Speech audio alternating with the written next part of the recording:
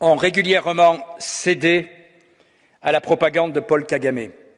Il n'est donc pas étonnant que ce dernier se sente aujourd'hui tout permis. Il l'a prouvé en continuant à armer une milice qui terrorise la région du Kivu, le M23.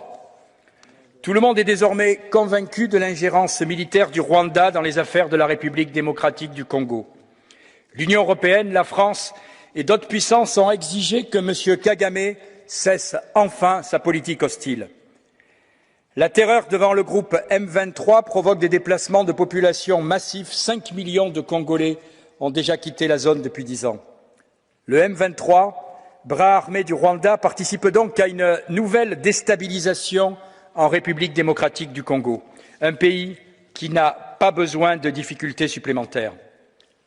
L'Organisation des Nations Unies est présente dans le pays depuis des dizaines d'années. La guerre à l'est de la République démocratique du Congo n'a pourtant jamais cessé. Les paroles du pape François, qui était en visite dans le pays il y a quelques jours, résonnent tout particulièrement. Il nous disait « Retirez vos mains de la République démocratique du Congo, retirez vos mains de l'Afrique, cessez d'étouffer l'Afrique.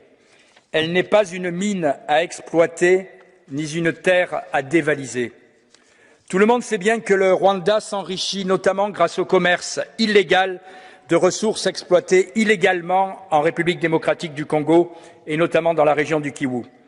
Ainsi, nous voyons bien que sans une pression internationale forte exercée sur le Rwanda, celui-ci ne cessera absolument pas de participer à la déstabilisation de l'Est de la République démocratique du Congo. Alors que session après session, nous nous indignons des ingérences étrangères en Afrique, il est temps de nous interroger sur nos erreurs qui précipitent les États africains dans les bras d'autres puissances.